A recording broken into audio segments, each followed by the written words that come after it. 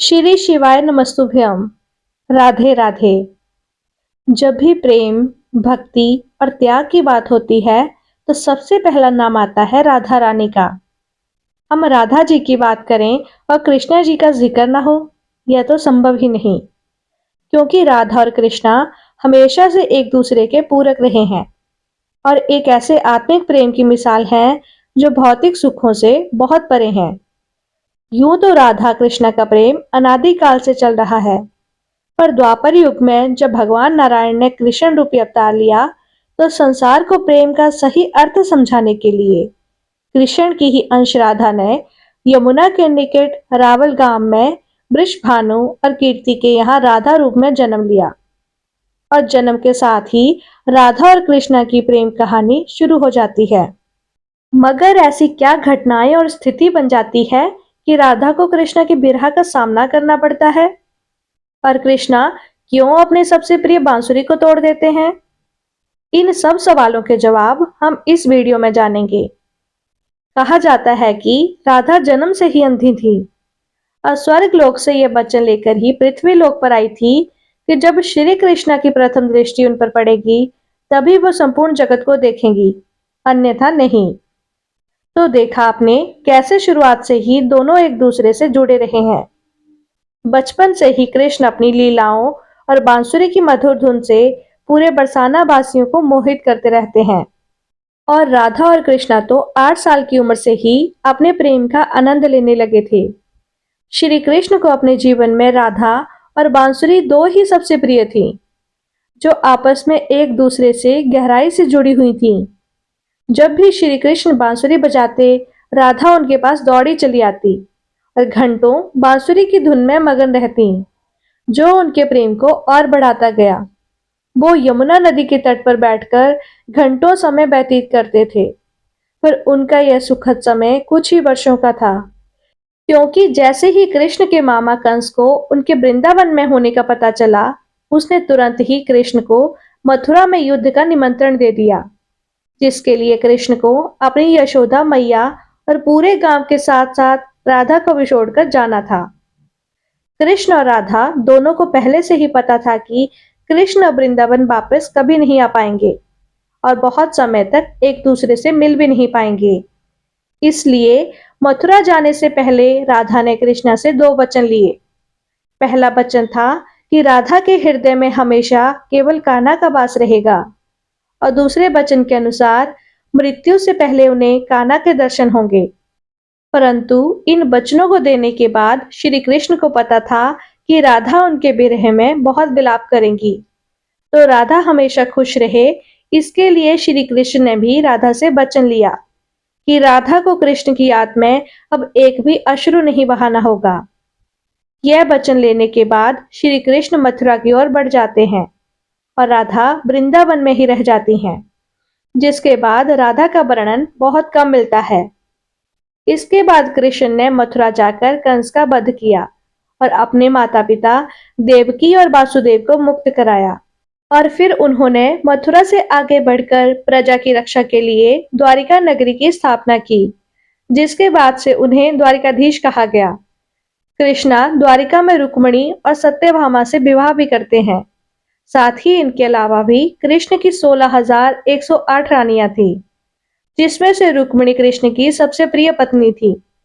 उन्होंने केवल कृष्ण की छवि को देखकर ही उन्हें अपने मन में बसा लिया था और कृष्ण से विवाह के लिए वो अपने भाई रुक्मी के भी विरुद्ध चली गई थी।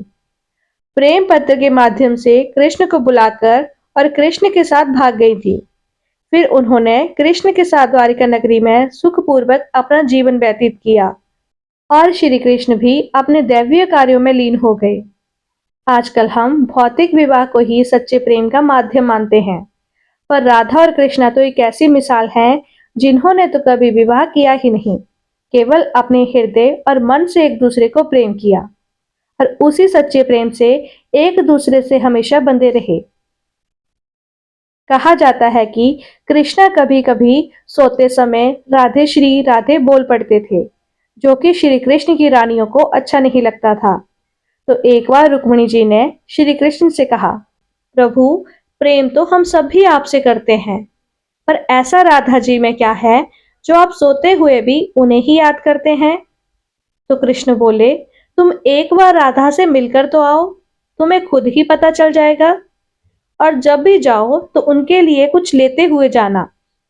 जिसके बाद रुक्मिणी राधा जी के लिए गर्म दूध लेकर जाती हैं और राधा के महल के द्वार पर पहुंचती हैं। वहां वो तेज और उज्जवल स्त्री को खड़ा देखती हैं और उनसे पूछती हैं, क्या आप ही राधा हैं? तो वो कहती हैं, नहीं, मैं राधा नहीं, उन्हीं की सेविका हूँ। राधा रानी तो 7 द्वार के अंदर मिलेंगी। तो रुक्मिणी जी एक दो करके ऐसे ही सभी द्वारों को पार करके जाती हैं। जब वो राधा रानी के कक्ष में पहुंचती हैं, तो उन्हें पता चलता है कि राधा कई रातों से कृष्ण नाम जपते हुए जगती रही हैं और अभी ही उन्हें निद्रा आई है। रुक्मिणी राधा की सखियों से कृष्ण द्वारा मिलने के लिए कहने के बारे में बताती हैं। तो उतने में ही राधा उठ जाती हैं और कहती हैं कि कृष्ण ने आज मुझसे मिलने के लिए किसी को भेजा है। रुक्मिणी आश्चर्यचकित हो जाती हैं। केवल कृष्ण जी का नाम लेने से ही राधा जागृत हो गईं और उनके बारे में पूछने लगती हैं। इतना ही नहीं, जब राधा को पता चला कि कृष्ण ने उनके लिए प्रसाद भेजा है, तो वो बिना कुछ सोचे समझे रुक्मिणी से वो गर्म दूध लेकर पी जाती हैं, जिसे देखकर रुक्मिणी हैरान रह जाती हैं। फिर वो राधा जी से बातें करके वापस आ जाती हैं। यह सब हो जाने के बाद जब रात्रि के समय रुक्मिणी श्री कृष्ण के पैर दबाती हैं, तो देखती हैं कि उनके पैरों में छाले पड़े हुए हैं, जिसे देखकर वह हैरान रह जाती हैं और पूछती हैं कि प्रभु, आप कहाँ पैदल गए थे जो आपके पैरों में छाले पड़ गए हैं? श्री कृष्ण बोले, आपने गलती से राधा जी को गर्म दूध पिलाया था, जो राधा एक ही बार में पी गई थी, जिससे उनके हृदय में छाले पड़ गए हैं और उनके हृदय में हमेशा मेरे चरण कमल विराजमान रहते हैं, जिससे मेरे पैरों में भी छाले पड़ गए।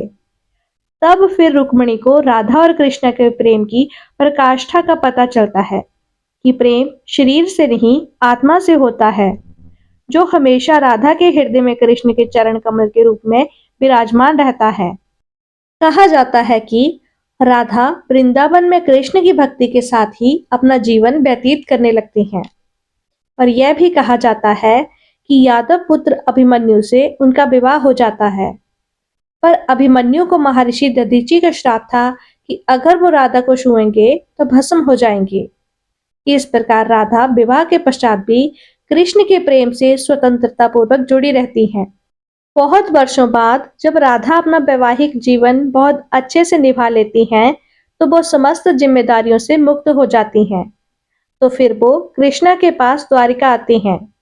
द्वारिका पहुंचने के पश्चात राधा और कृष्ण आपस में मौन रहते हुए भी मन की अभिव्यक्तियों से घंटों एक दूसरे से बातें करते रहे। कृष्ण के अलावा द्वारिका में राधा को कोई पहचान भी नहीं पाया। फिर राधा कृष्ण के महल में निवास करने लगी और कृष्ण ने भी उन्हें महल में देविका के रूप में नियुक्त किया, जिससे राधा महल में काम करने के साथ साथ समय मिलने पर कृष्ण की भक्ति और उनसे प्रेम पूर्वक बातें किया करती थी। परंतु कृष्ण तो अब अपने राजपाट व अन्य कार्यों में व्यस्त रहने लगे। दूसरी ओर राधा अपने पुराने कृष्ण को ही याद करती थी। तो कृष्ण का पुराने दिनों जैसा साथ न पाकर राधा का मन व्याकुल रहने लगा और उन्हें डर सताने लगा कि कृष्ण की जो मनोहर छवि उनके हृदय में है, वो कहीं धूमिल न हो जाए। इसी डर से राधा ने चुपचाप तरीके से राजभवन और द्वारिका नगरी को भी छोड़ दिया। जिसके बाद ऐसे ही कुछ समय बिताने के बाद जब राधा का अंतिम समय पास आने लगा, तब उन्होंने कृष्ण का स्मरण करके उन्हें अपने वचन की याद दिलाई। राधा का स्मरण करते ही कृष्ण वहां पर दौड़े चले आए, परंतु राधा की अत्यंत दयनीय स्थिति देखकर वे अत्यधिक भावुक हो गए और उन्होंने राधा से अंतिम समय में कुछ मांगने को कहा। जिस पर राधा ने उनके सामने एक ही इच्छा प्रकट की थी कि वो अपने जीवन के अंतिम चरणों में कृष्ण का वही रूप देखना चाहती हैं जैसा वो वृंदावन में देखा करती थी। वे उन्हें बांसुरी की मीठी धुन बजाते हुए सुनना चाहती हैं। राधा का बस इतना कहना था कि कृष्ण ने अपनी बांसुरी उठाई और वही मीठी धुन बजाने लगे और बांसुरी बजाते हुए कृष्ण और उनकी धुन सुनती हुई राधा, दोनों के ही आंखों में प्रेम की आंसू की धारा बहने लगी। इतना ही नहीं, बांसुरी की मीठी धुन सुनते सुनते ही श्री राधा ने उनके सामने अपने प्राण त्याग दिए, जिसके बाद उनकी मृत्यु से कृष्ण इतने विचलित हो गए थे कि उन्होंने अपनी प्रिय बांसुरी को वहीं तोड़कर फेंक दिया था। तो ऐसे राधा की मृत्यु के साथ ही कृष्ण ने बांसुरी से भी हमेशा के लिए अपना मुख मोड़ लिया, क्योंकि बांसुरी और राधा का एक अद्भुत रिश्ता था। इसलिए राधा की मृत्यु के पश्चात कृष्ण ने अपने शेष जीवन में बांसुरी तो क्या, किसी अन्य वाद्य यंत्र को हाथ भी नहीं लगाया। राधा और कृष्णा की प्रेम कहानी के लिए कहा भी जाता है, एक प्राण दो देही, राधा संग स्नेही, जिनके शरीर बस अलग थे और आत्मा एक ही थी। तो यह थी आज की वीडियो। आपको ये वीडियो कैसी लगी, ये कमेंट बॉक्स में जरूर बताइए। वीडियो को लाइक करें, चैनल को सब्सक्राइब करें और बेल आइकन को प्रेस करना ना भूलें। धन्यवाद।